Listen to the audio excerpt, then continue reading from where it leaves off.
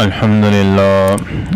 للہ وکفا وسلام علی عبادہ الذین اصطفى اما بعد بسم اللہ الرحمن الرحیم۔ میرے پیارے معزز بھائیوں، دوستوں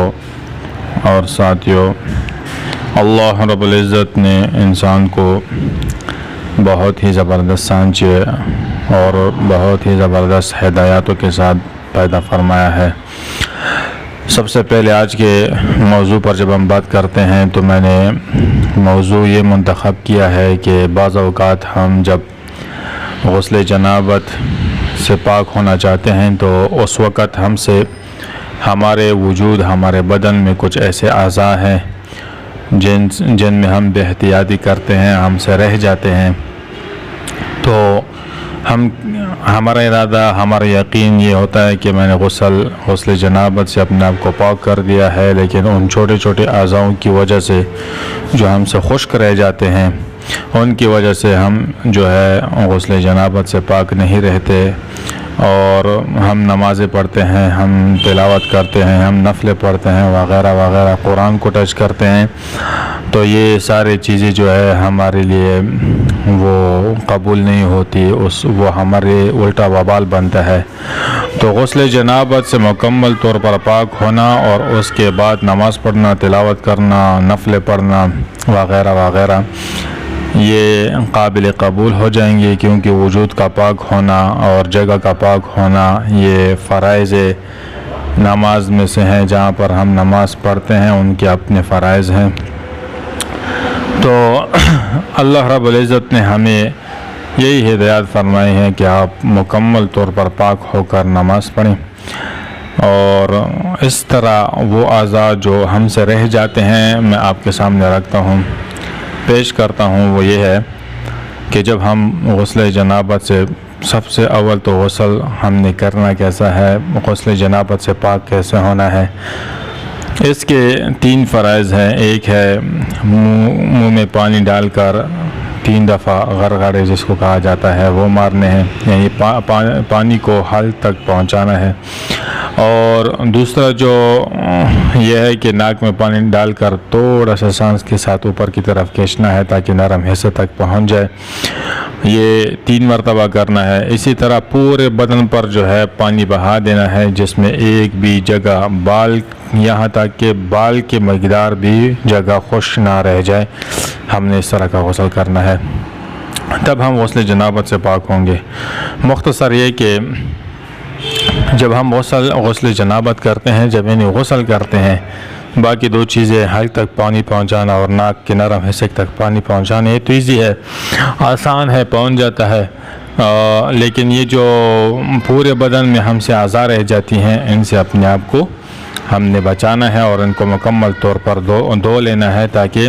ہم اگر نماز پڑھتے ہیں، ہم تلاوت کرتے ہیں تو وہ قابل قبول ہو اور اللہ کی رضا کا سبب بھی بنے۔ تو مختصر یہ کہ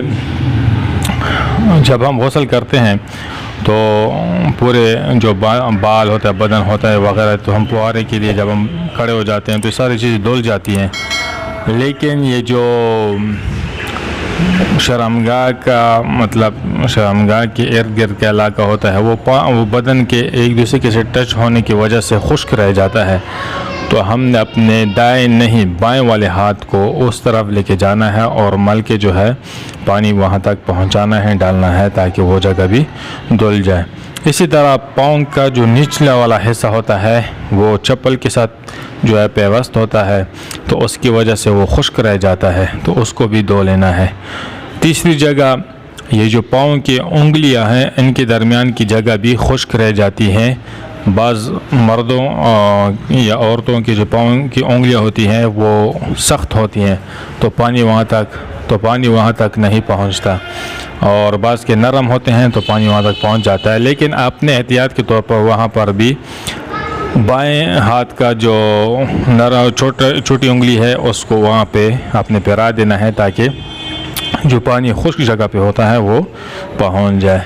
اسی طرح جو ہمارے بغل ہے، بغل کا جو حصہ ہے یہ بھی بدن کے ساتھ جب چپکا ہوتا ہے، پیوست ہوتا ہے، تو اس وجہ سے بھی وہاں پر پانی نہیں پہنچتا، تو ہم نے اس کو بھی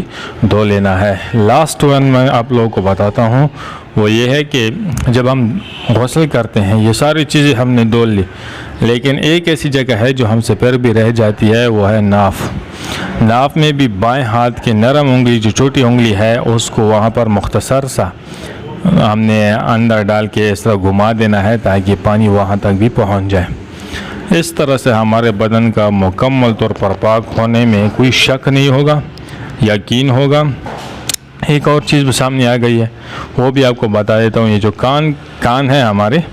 اس کا اندر کا حصہ اور اس کے جو بیک کا حصہ ہے،